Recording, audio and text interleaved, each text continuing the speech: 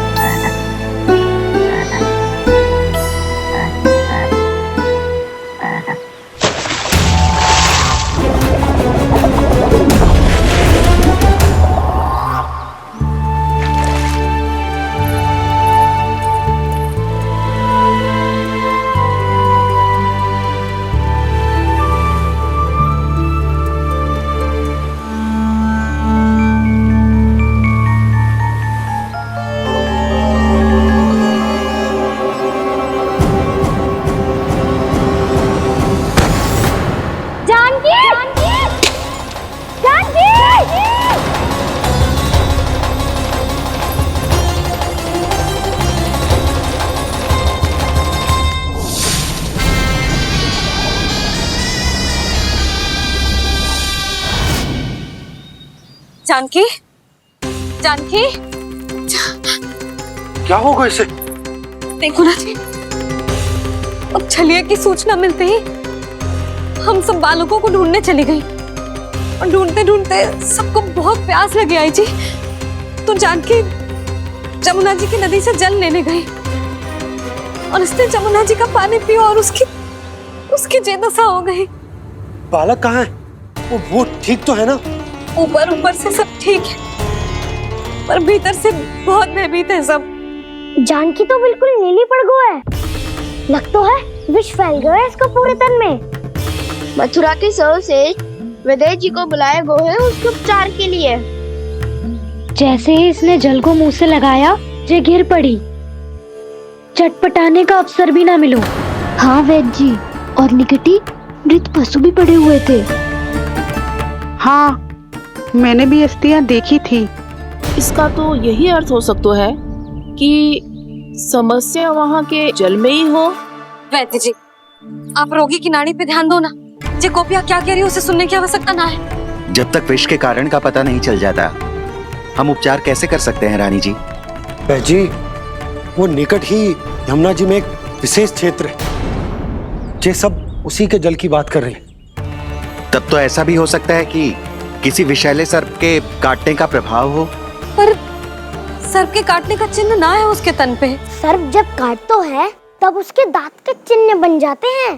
मुझे पता है, बड़े बड़े सर्प को काटते हुए देखो है मैंने। एक दिन अब बस कर उज्जवल, जे बड़ी बड़ी हाँकने का समय ना है। पर यदि सर्प ने ना काटो है, फिर जानकी की ये दशा किसने की?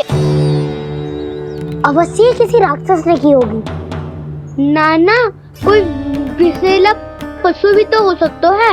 यह अवश्य किसी महाविषैले सर्प के विष से हुआ है। सर्प ने भले ना काटा हो, लेकिन यह अवश्य ही किसी महाविषैले सर्प के विष के कारण हुआ है। कालिया नाग। कालिया नाग?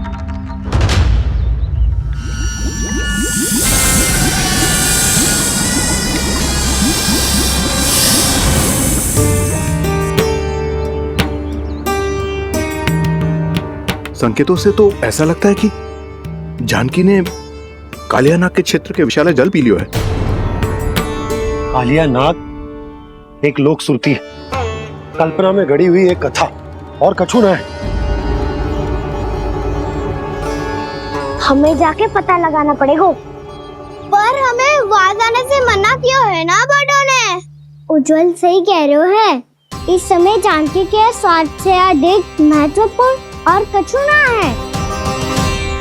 जानकी हमारे लिए ही जलाने गई थी जी, ना मैं उसे जाने देती ना जैसा वो तो। वैद्य जी, आप शीघ्र कछु करो, कैसे भी कछु भी करो, पर इसके प्राण बचा लो। यशोदा, धैर्य रखो, श्री नारायण पर विश्वास रखो, वो सब ठीक कर देंगे।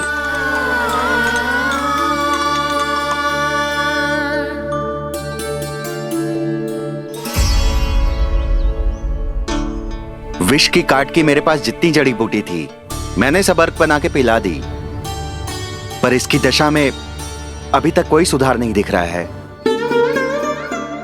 यह अंतिम जड़ी बूटी है, अगर इससे भी चमत्कार नहीं हुआ तो फिर जो नारायण की इच्छा।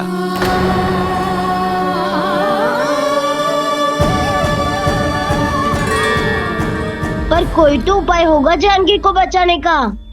कान्हा, यदि तुझे किसी औषधि के बारे में पता है हमें बता दे, हम जाके ले आएंगे।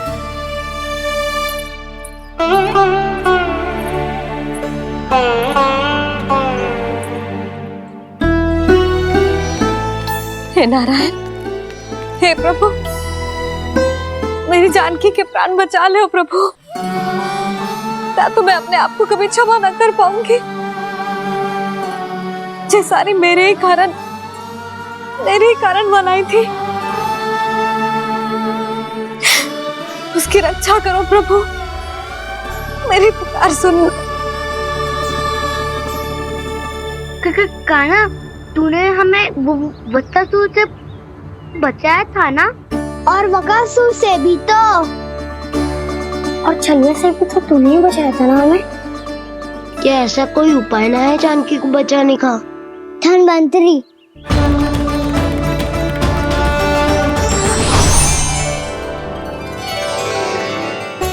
मैं आ गया हूं प्रभु, चिंता मत कीजिए, आपके आदेश का पालन अवश्य होगा। यशोदा मैया,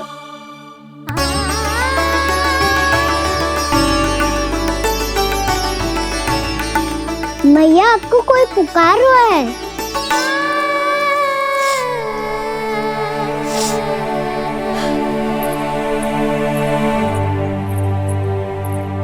चिंता मत करो मैया, अब धनवंतरी जी आ गए हैं और सब संभाल लेंगे। धनवंतरी जी कौन है? जिन्होंने संसार का आयुर्वेद दिया, आरोग्य के देवता, वे श्री नारायण के अवतार।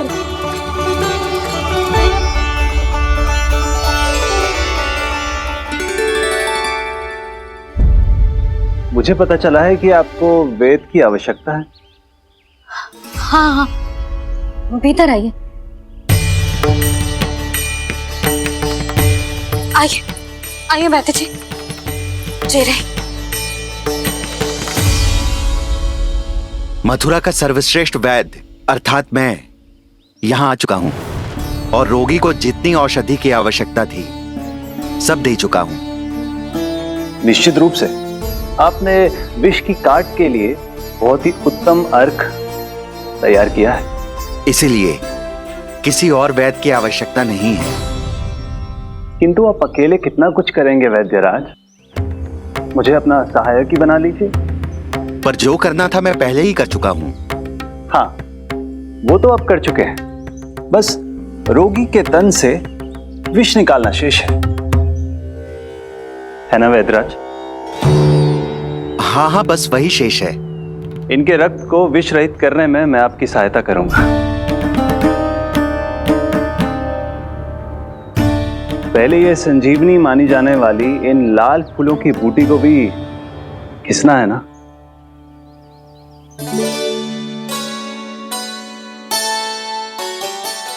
हाँ हाँ, तुम सही कह रहे हो, इसे अच्छे से घिसो।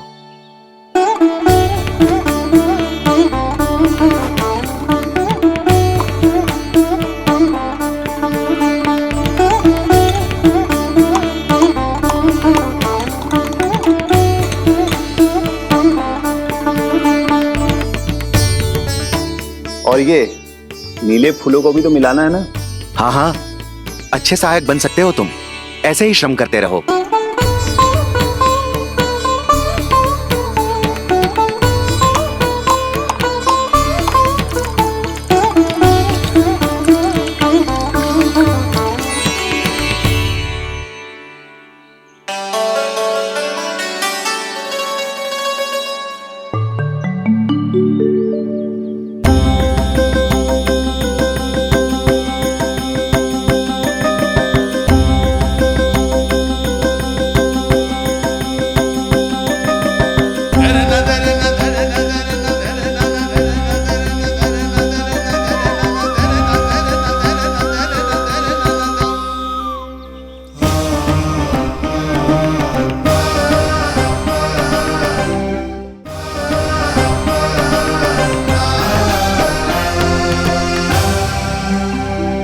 जानकी स्वस्थ तो हो जाएगी ना धन्वंतरी जी?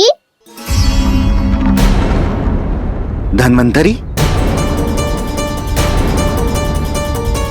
प्रभु, अब मैं क्या करूं? आपने तो स्वयं ही मेरी पहचान उजागर कर दी। जी क्या करो कान्हा? आप सब ऐसे क्यों देख रहे हो? मैया कहती है ना, सभी वेद धन्वंतरी जी का ही रूप होते हैं। वाह कृष्णा, चतुर तो हो तुम। वैसे वास्तविक धन्वंतरी मैं हूँ।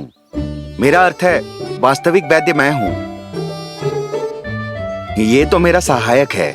मुझे पूरा विश्वास है बिल्कुल ठीक हो जाएगी। वैसे ही थोड़े ना मुझे मथुरा का सर्वश्रेष्ठ वैद्य कहते हैं लोग।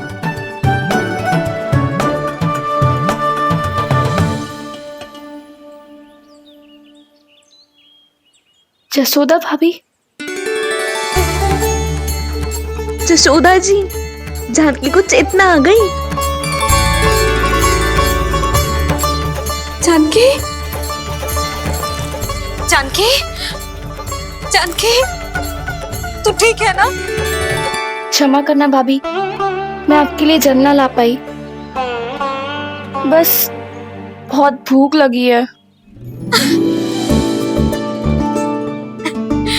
मैं अभी कछ लाती हूँ। जानकी माखन खाओगी?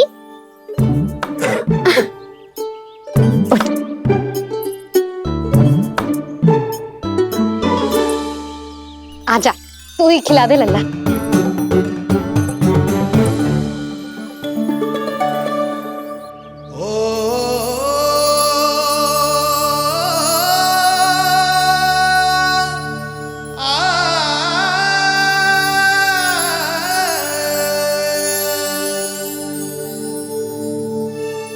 तुम सब मेरे लल्ला को माखन चोर कहती हो ना?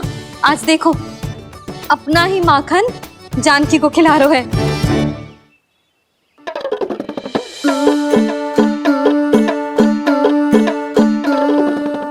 थोड़ा और विश्राम कर लो। सदैव तुम हम सबकी सेवा करती हो, आज मैं तुम्हारी सेवा करूंगा। जानकी की जिज्ञासा तब हुई जब जय यशोदा काकी की सेवा कर रही थी, और अब देखो स्वयं भगवान ही इसकी सेवा कर रहे हैं। जानते हो इससे क्या सिद्ध होता है? जो भी यशोदा मैया की पूजा करेगा, अर्थात अपने माता पिता की सेवा करेगा, उनके साथ सम्मान से व्यवहार करेगा, ईश्वर स्वयं उसका ध्यान रखेंगे। कभी धन्वंतरी के रूप में तो कभी स्वयं कान्हा के रूप में। भक्त और भगवान का देखो कैसा ये अनुराग, स्वयं करे सेवा प्रभु, अद्भुत गोपी का भाग्य। प्रभु इन सब पृथ्वीवासियों से कितना घुल मिल गए हैं। ना तो ये प्रभु को भगवान मानते हैं और ना ही प्रभु अपने आप को इनसे सर्वश्रेष्ठ समझते हैं। अपने आचरण से ये सिद्ध कर रहे हैं कि ये सभी में हैं और सभी इनका ही अंश है।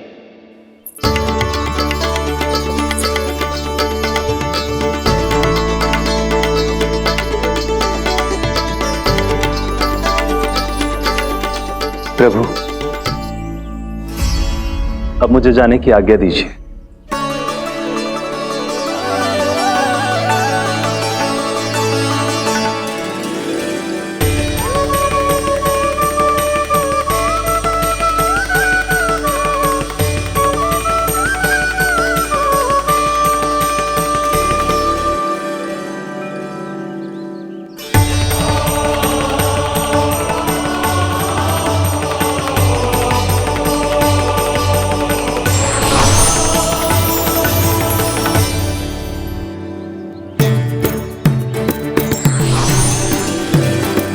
कान्हा ने तो सच्ची में धन्वंतरी जी को बुला लिया था।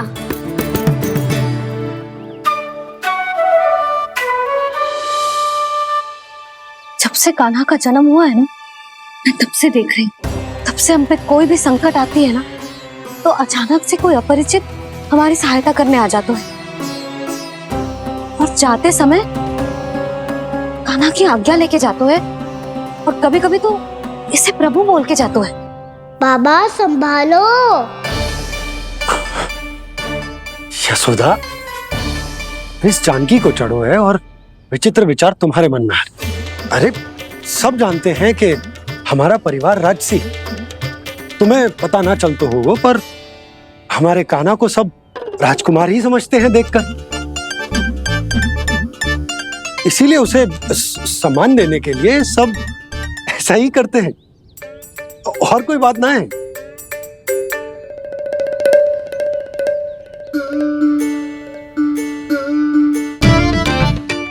अब जी मेरे लल्ला को ऐसे क्यों घूर रहे हैं? बुरी दृष्टि लगाएंगे क्या? वैद्यराज जी, आपके सहायक तो गए, अब आप यहाँ क्यों? वो क्या है ना, मैं अपने रोगी का निरीक्षण करके पूरी तरह से संतुष्ट होकर ही जाता हूँ।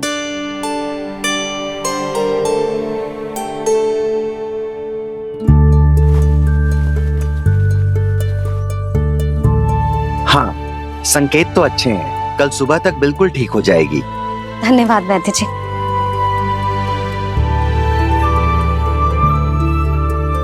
बस तो फिर हम कल पकड़न पकड़ाई खेलेंगे जानकी।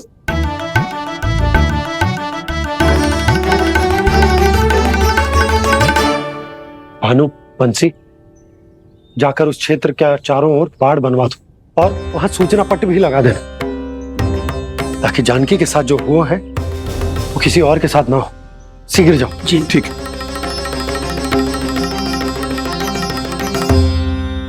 बाड़ और सूचना पट लगवाने से समस्या का समाधान नहीं होगा बाबा। निर्दोष पशु सूचना पट देखकर भी कुछ समझ नहीं पाएंगे।